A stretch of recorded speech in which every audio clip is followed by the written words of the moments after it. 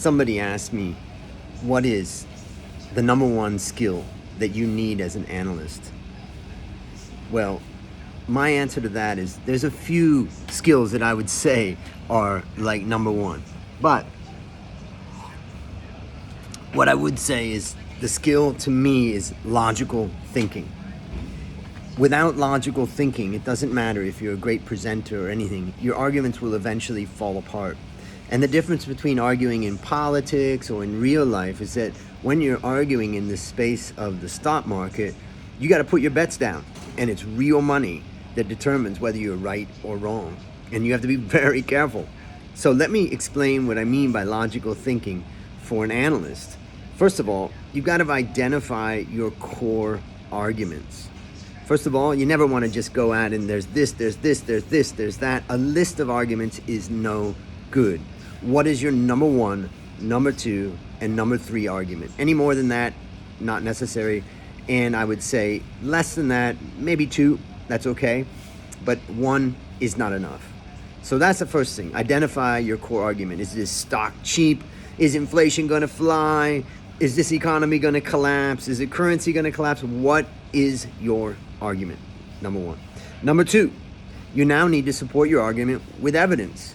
One of the most flattering things that someone said to me as an analyst, they said, the reason why I like your work is because you always support your argument with a chart, graph, data, or analysis so that I can see the evidence to what you're saying.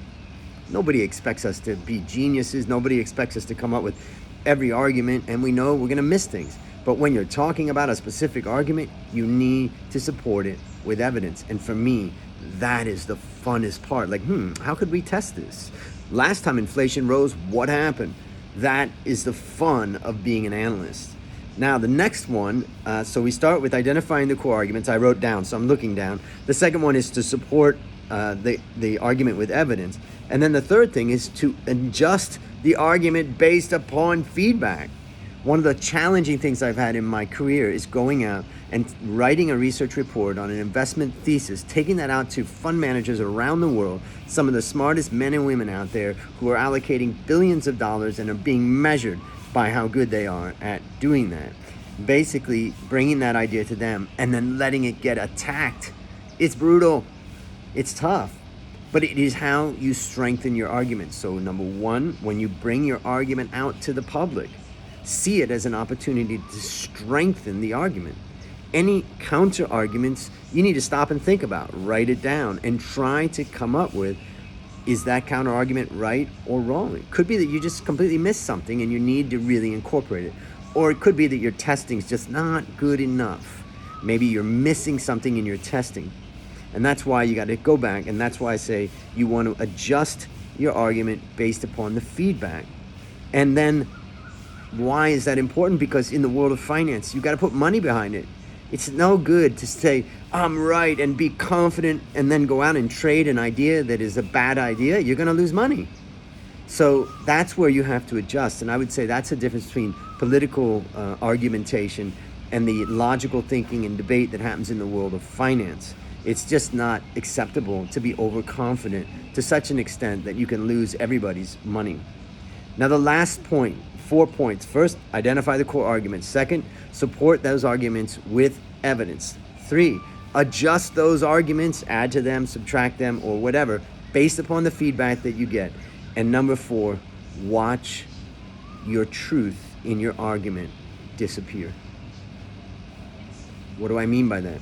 If you are right and your argument is strong and you've tested it, now it's important that your argument is not well known. Otherwise, it's already in the stock price. But if your argument is good, you've tested it, you've brought it out to debate, and it's ready to go, well, let's just say that argument is stock ABC is so cheap it should be double or triple in the next 6 months. If you're right, that will happen, and your argument will disappear.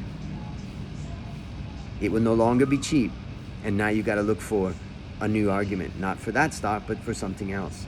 And to me, to watch an argument disappear is fascinating. So that's my number one tip of what is the number one thing you need to be successful as an analyst. Do you agree? Disagree? What would you add?